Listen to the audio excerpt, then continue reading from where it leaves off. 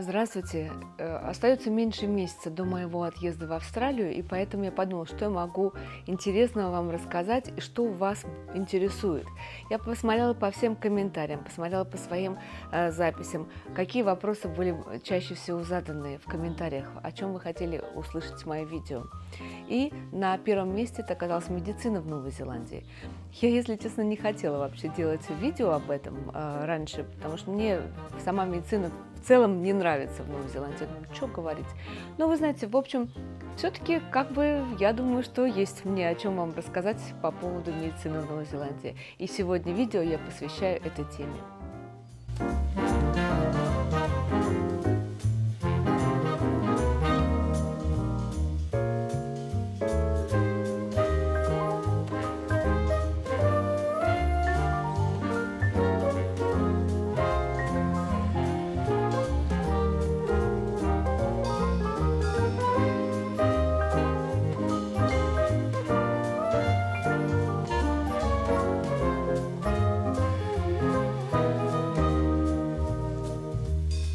Итак, медицина в Новой Зеландии. Есть частная медицина, есть государственная. Государственная медицина, в большинстве случаев бесплатна. Что касается частной медицины, это осуществляется за счет чаще всего медицинской страховки, или, понятно, денег из своего кармана. Что касается государственной медицины, почему я сказала, это почти бесплатно? Дело в том, что какие-то оплату мы осуществляем. Например, прием к врачу мы оплачиваем. Например, в Окленде можно платить за скорую. Но сейчас я вам скажу поподробнее. Самое первое, с чего начинается медицина в Новой Зеландии? Начинается она с GP, General Practitioner. Это врач общей практики, к которому вы идете со всеми проблемами, с ментальными, с физическими. Хотите вы бросить курить, например, или там пить, то вы идете к GP. Для того, чтобы попасть к GP, вам нужно зарегистрироваться в ближайшем медицинском центре. Или не ближайшем. Например, я хожу к GP совершенно не в своем районе. Я хожу, потому что у меня врач, которая мне нравится, я к ней езжу совершенно в другой район. Но для того, чтобы прикрепиться к какому-то медицинскому центру, необходимо заполнить анкету и зарегистрироваться. И потом уже сделать appointment, или, как сказать по-русски, это взять номерок к врачу и прийти уже к врачу со своими жалобами. В дальнейшем врач уже решает, либо вам нужен специалист, либо вам нужны исследования какие-то, обследования и так далее. Цены к GP в зависимости от района разные, то есть в медицинских центрах не во всех одинаковые цены. И зависит также от того, зарегистрированы вы или нет, от вашего возраста. Дети до 13 лет обычно бесплатно. Если у вас скидки, такая называется Community Service Card. Вот здесь отмечаем, давайте посмотрим, зарегистрированы вы? Я пишу «да, зарегистрированы». Если у вас карта вот эта вот на скидке, нету такой карты. И возраст давайте отметим, от 18 лет. Стоит GP прием $55 новозеландских. Это просто консультация. Так, а Community Service Card это вот такая карта, которая дает скидки вообще на медицину, на прием к врачу, если вы малоимущие. Зависит от вашего дохода. Все остальное, как какие-либо анализы, специалисты, обычно это все бесплатно. Препараты, которые выписывает врач, в большинстве случаев стоят $5 новозеландских.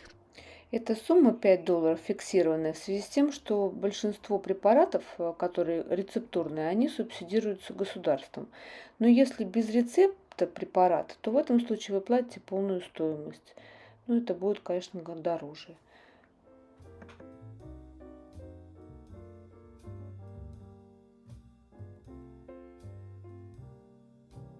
Итак, GP, значит, с GP мы разобрались. То есть вы делаете appointment, идете к GP и рассказываете о своих проблемах. Дальше он вас куда-то либо отсылает, либо просто вам выписывает лечение, и вы идете домой лечиться. Но что делать, если, например, закрыт медицинский центр, потому что в основном эти центры работают с 9 до 5 до 6 вечера. Или, например, вы оказались в каком-то городе, где вы не прикреплены ни в какому медицинскому центру. Для этого существует неотложная помощь. Это так называется urgent care. Обычно такие клиники, они открыты либо 24 часа, либо они работают в то время, когда закрыты медицинские центры, то есть с 5 вечера до утра, до 8 утра, например. Но они тоже есть повсеместно. Вот в Окленде они в каждом районе такие клиники. Как правило, прием к таким врачам стоит дороже.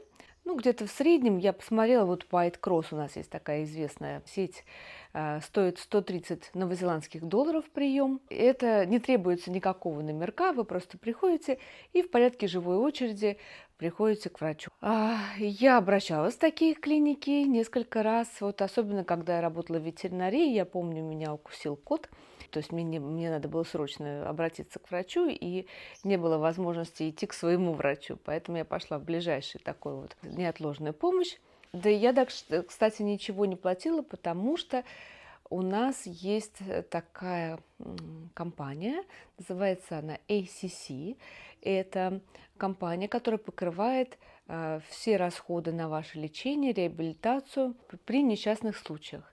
Несчастные случаи разные могут быть, да, то есть там определенные критерии к этому, то есть во время какой-то спортивной активности, во время работы. И причем ACC оплачивает вам и лечение, и реабилитацию. И даже если оказалась у вас какая-то инвалидность в дальнейшем, и вы не можете работать, то оплачивается до 80% вашего обычного дохода. Если вы даже туристом приехали в Новую Зеландию, и если у вас случился несчастный случай, ACC покроет эти расходы. Это на сегодняшний день, пока вроде бы как все так же сохраняется. Но на всякий случай скажу, вот если вы вдруг новоиспеченный иммигрант, то, пожалуйста, узнайте на своем рабочем месте, поскольку я начала свой рассказ сейчас по поводу того, как меня укусил кот, да, и я пошла в неотложную помощь, мне там оказали помощь, и это был ACC случай, это был несчастный случай, то есть на работе, да плюс еще травма, поэтому для того, чтобы ACC оплатила в дальнейшем все это лечение и так далее, необходимо на рабочем месте заполнить форму или есть журнал, что случился вот такой-такой-то несчастный случай в таких-то условиях, поставить в известность тоже своего супервайзера. Теперь давайте поговорим, что же будет, если вы не можете прийти в неотложную помощь, не можете прийти к доктору, а вот так случилось, что у вас случился какой-то вот приступ, и вы вообще никуда идти не можете, не приехать в госпиталь не можете. Что тогда делать?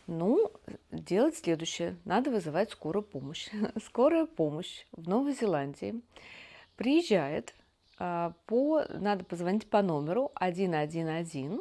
Это такой общий номер для полиции, для скорой и для пожарников. Но там уже оператор отфильтрует и пошлет вас туда, куда нужно. И здесь на этапе, когда вы будете разговаривать с оператором скорой, она будет проводить такой триаж. Триаж – это насколько ваше состояние сейчас близко вообще к смерти. Если вы близехонький, и у вас там случился какой-то сердечный приступ, или у вас есть сложности с дыханием, то примчаться, конечно, быстро. Скорая приедет быстро. Но если вы в ходе вот этого триажа, то есть опроса, окажетесь в такой ситуации, что вы не так сильно страдаете, да, и, в общем, можете подождать, то в этом случае вы будете ждать. Скорая в Окленде сейчас стоит 98 новозеландских долларов за вызов. Для людей, которые там туристы, например, у которых вдруг нет страховки, это стоит 800 долларов. Но это у нас Сент-Джон, такая вот есть скорая помощь. Может быть, другие скорые не берут деньги. Например, я знаю, в Веллингтоне бесплатно скорая помощь. Вот и у нас вот такая цена. В больницах, в госпиталях в связи со своей работой я была много раз. И это тоже длительное ожидание. Основная проблема новозеландская – это нехватка специалистов, это нехватка медицинского персонала. Очередь к специалистам. Значит, если у вас нет медицинской страховки, то порой ожидать специалиста можно месяцами и даже год. В нашей ситуации мы ждали ревматолога. Ревматолога мы ждали год. Когда уже пришли к ревматологу, необходимы были блокады сделать в сустав. Эти блокады было назначено, она нужна была прямо сейчас, но дело в том, что она делается под контролем ультразвука там, и так далее, то есть в госпитале. И блокада была назначена через 3 месяца. В любом случае, если у вас есть возможность, конечно, страховка. Вот даже я говорю сейчас просто опять же, об иммигрантах, да, кто только эмигрировал. Имейте это в виду, если у вас есть какие-то, так, ну, если возраст уже, например, когда необходимо, ну, в общем, уже смотреть за здоровьем, то в этом случае сделайте страховку. Страховка, вот, например, на нашу семью, 2 человека взрослых, вот около 50 лет и сын 19 лет, мы платили $80 новозеландских в неделю. Но она такая была, более-менее покрывала, скажем, там и госпиталя, и специалистов. Что касается еще медицинской страховки, если вы приехали по студенческой визе или вообще по рабочей визе, имейте в виду тоже, что смотрите, что у вас вообще покрывает страховка. Несколько лет тому назад была такая история. В 2019 году русская пара приехали по студенческой визе, и я так поняла, что девушка была беременная, и она родила ребенка здесь, уже в Новой Зеландии. У них была медицинская страховка, но у ребеночка оказалось генетическое заболевание, которое потребовалось вмешательство врачей. И так получилось, что медстраховка не покрывает генетически вот эти вот проблемы. И у них был долг на 450 тысяч долларов новозеландских. В заключении сегодняшнем я расскажу вам про стоматологию немножечко.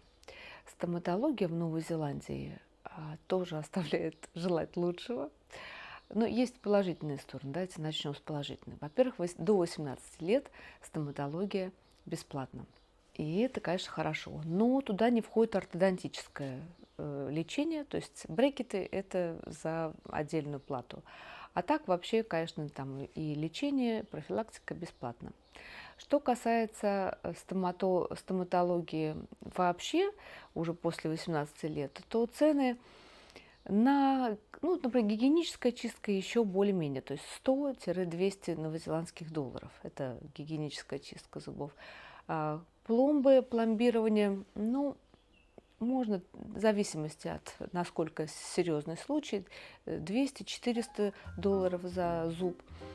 Но если говорить о протезировании, коронках, протезировании, это цены очень высокие, кусаются здесь цены. Очень часто практикуется так, что если, например, человеку нужно протезирование нескольких зубов, то даже выгоднее поехать в другую страну, в Таиланд, в Россию даже, в Казахстан, там, Вьетнам, и сделать себе зубы, все импланты там, или в зависимости, что нужно, и приехать обратно. То есть перелет в эту страну, проживание, лечение дешевле, чем сделать это в Новой Зеландии. Есть субсидии на зубы. Также очень часто предлагают стоматологические клиники в рассрочку свои услуги. Ну, конечно, цены кусаются. В заключение хочу сказать, конечно, медицина в Новой Зеландии оставляет желать лучшего. Поэтому наша задача стараться быть здоровым, стараться максимально вообще держать себя в форме и меньше попадать к врачу. Ну, это у меня такая, видимо, пессимистическая нотка. Ну, не знаю, вот у меня лично, почему я не хотела делать видео насчет медицины в Новой Зеландии, наверное, в связи с тем, что у меня был личный такой опыт, все время какой-то не очень позитивный. Большое вам спасибо, что посмотрели сегодняшний выпуск. И встретимся в следующий раз. Я посмотрю, что вы спрашивали еще. У меня там есть уже некоторые заметки, но надо договориться, то есть с людьми, смогут ли они поделиться этим опытом.